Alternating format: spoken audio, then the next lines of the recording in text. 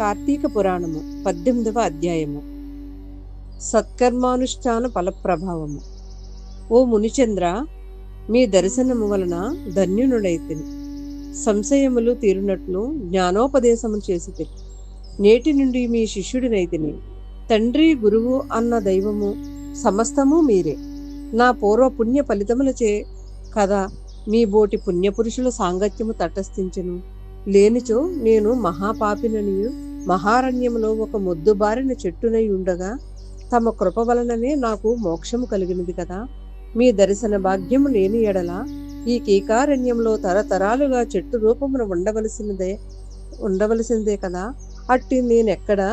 మీ దర్శన భాగ్యం ఎక్కడా? నాకు సద్గతి ఎక్కడా? పుణ్యఫల ప్రదాయగు ఈ కార్తీక మాసం ఎక్కడా?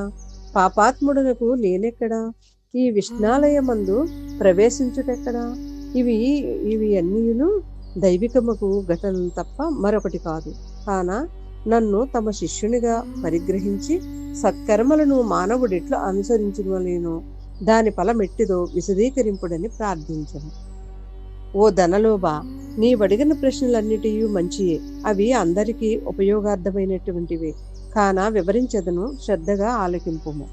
ప్రతి మనుజుడును ఈ శరీరమే సుస్థిరమని నమ్మి జ్ఞానశూన్యుడగుచున్నాడు.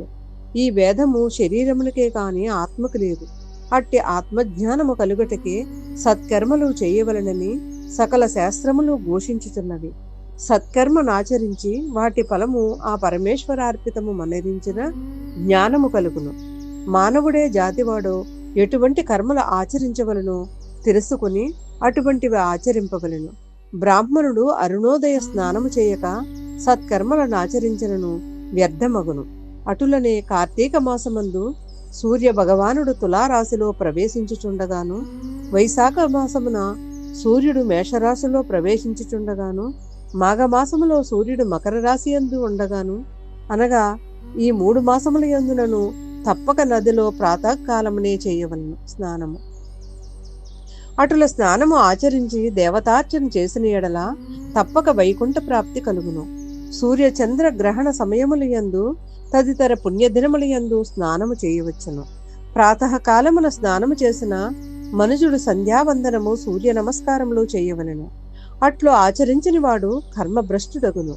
కార్తీక మాసమందు అరుణోదయ స్నానం ఆచరించిన వారికి చతుర్విధ పురుషార్థములు సిద్ధించును.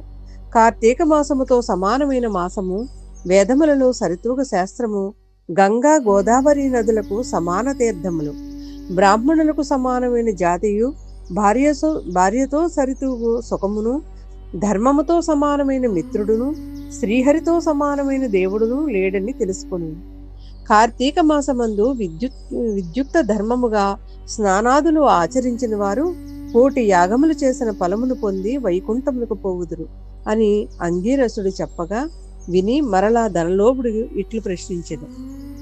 ఓ మునిశ్రేష్ఠ, చాతుర్మాస వ్రతమని చెప్పితిరే, ఏ కారణం చేత దానిని ఆచరించవలను? ఇది వరకు ఎవరైనాను ఈ వ్రతమును ఆచరించి ఉన్నారా? ఆ వ్రతము యొక్క ఫలితమేమి, విధానమెట్టిది? సవిస్తరంగా విశదీకరింపుడని కోరెను. అందులకు అంగీరసుడు ఇట్లు చెప్పెను. ఓయి మినుము, చాతుర్మాస వ్రతమును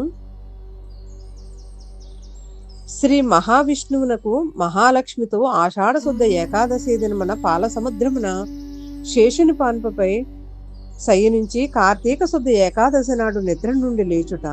ఆ 4 మాసములకే చాతుర్మాసమని పేరు. అనగా ఆషాఢ శుద్ధ ఏకాదశి శయన ఏకాదశి అనియు, కార్తీక శుద్ధ ఏకాదశి ఉత్తాన ఏకాదశి అనియు ఈ వ్రతమునకు చాతుర్మాస వ్రతమనియు పేర్లు. ఈ 4 మాసములలో శ్రీహరి ప్రీతి కొరకు స్నాన దాన జప తపాది సత్కార్యములు చేసినచో పుణ్యఫలము కలుగును. ఈ సంగతి శ్రీ మహావిష్ణువు వలన తెలుసుకుంటుని. కాన ఆ సంగతులు నీకు తెలియచేయుచున్నాను, వినుము.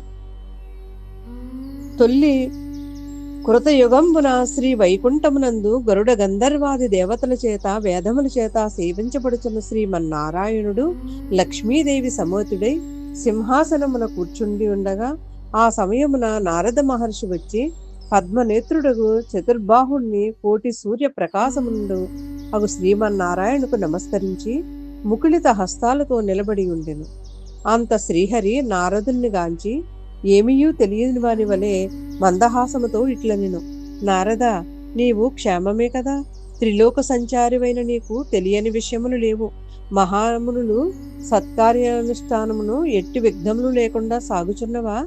మానవులందరికీ వారికి విధించబడిన ధర్మములను ఆచరించుచున్నారా?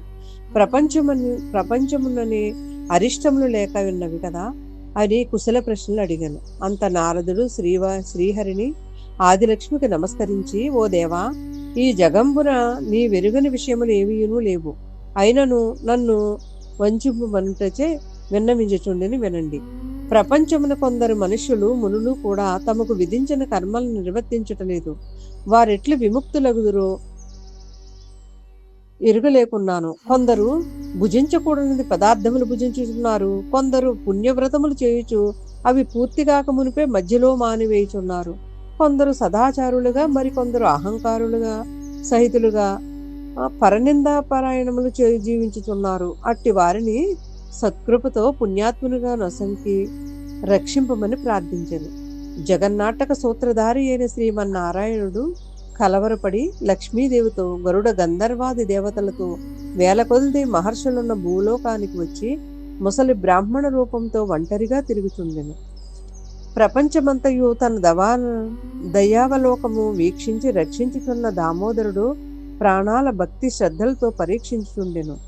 పుణ్యక్షేత్రములు, పుణ్యనదులు, పుణ్యాశ్రమములు తిరుగుచుండెను. ఆ విధముగా తిరుగుచున్న భగవంతుని కాంచి కొందరు ముసలివాడని ఎగతాళి చేయుచుండిరి. కొందరు ఈ ముసలివానితో మనకేం పని అని ఊరుకుండిరి. కొందరు గర్విష్ఠులై, మరికొందరు కామార్తులై శ్రీహరిని కన్నెత్తి అయినను చూడకుండిరి. వీరందరినీ భక్తివాత్సలుడకు శ్రీహరిగాంచి వీరినెట్లు తరింపజేతువా అని ఆలోచించుచు ముసలి బ్రాహ్మణ రూపమును విడిచి శంఖ చక్ర గదా పద్మ కౌస్తభ వనమాలాధ్యాలంకారితుడై నిజరూపమును ధరించి లక్ష్మీదేవితోడను భక్తులతోడను మునిజన ప్రీతికరమగు నైమిషారణ్యమునకు వెడనెను. ఆ వనమందు తపస్సు చేసుకొనుచున్న ముని పొంగవులు స్వయముగా తమ ఆశ్రమముల కరుదించిన సత్యదానంద స్వరూపుడగు శ్రీమన్నారాయణ్ణి దర్శించి భక్తి శ్రద్ధలతో ప్రణమిల్లి అంజలి ఘటించి ఆది దైవములకు లక్ష్మీనారాయణ విల్లు స్తోత్రమును గావించిరి. స్తోత్రం. శాంతాకారం భుజగశయనం పద్మనాభం సురేశం విశ్వాకారం గగన సదృశం మేఘవర్ణం శుభాంగం లక్ష్మీకాంతం కమలనయనం యోగి వృద్ధ్యానగమ్యం వందే విష్ణుం భవభయహరం సర్వలోకైకనాథం లక్ష్మీ క్షీర సముద్ర రాజతనయాం శ్రీరంగధామేశ్వరీం దాసీభూత సమస్త దేవవనితాం లోకైక దీపాంకురం శ్రీమన్మంద కటాక్ష లబ్ధ విభవ బ్రహ్మేంద్ర గంగాధరం త్వాం త్రైలోక్య కుటుంబినిం సరసిజాం వందే ముకుంద ప్రియాం. 18వ రోజు పారాయణము సమాప్తం.